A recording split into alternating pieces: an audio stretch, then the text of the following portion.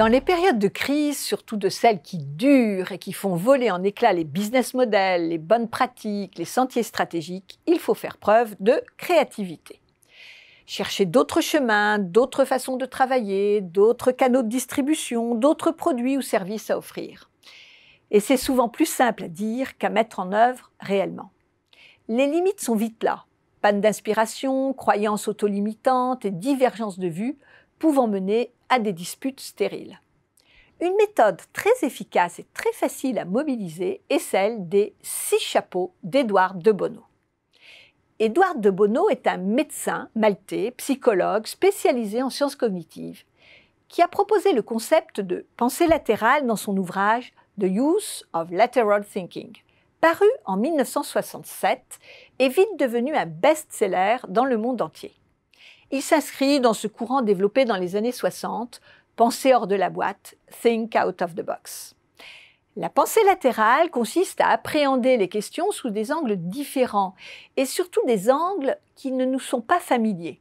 Elle s'oppose en cela à la pensée verticale qui se caractérise par la linéarité et une avancée pas à pas.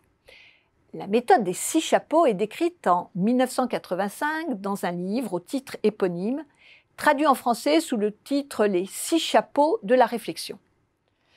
Bono part du constat que nous avons tous des filtres, plus ou moins conscients, faits de nos croyances, de notre éducation, de notre culture, et qui sont autant de limites à notre créativité. Il propose que nous nous en débarrassions pour ne pas rejeter des idées qui ne nous conviennent pas. Dans la méthode d'Edouard de Bono, il y a donc 6 chapeaux, représentant chacun un mode de pensée archétypal, symbolisé chacun par une couleur. Le chapeau blanc pour la neutralité, le bleu pour l'organisation, le rouge renvoie à l'intuition, le noir c'est la prudence, le chapeau jaune pour l'optimisme et le chapeau vert représente la créativité. Il y a de multiples façons d'utiliser la méthode des 6 chapeaux.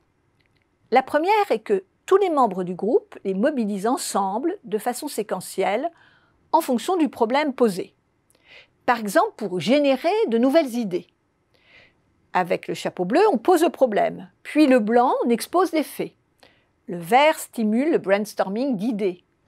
On se livre à la critique constructive de chaque idée avec le jaune. Le noir permet l'identification des risques et des inconvénients. Avec le rouge, que dit notre intuition? Puis retour au bleu pour la synthèse et le plan d'action. La seconde méthode consiste à dérouler toute une séquence avec un seul chapeau, puis avec un autre, pour construire des solutions aussi contrastées que possible qu'on pourra ensuite confronter.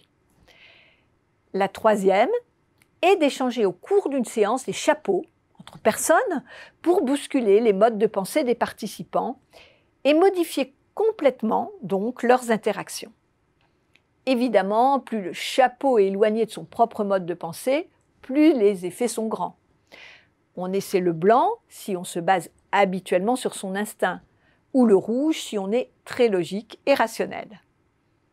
La méthode des 6 chapeaux peut aussi être mobilisée en solitaire. On se force alors à changer son point de vue sur une question posée. Un grand avantage de cette méthode est aussi d'éviter les jugements de valeur, puisqu'on joue un rôle, même si le chapeau qu'on porte est bien celui qui nous correspond. Alors, quel serait votre chapeau et avec lequel accepteriez-vous de le changer ?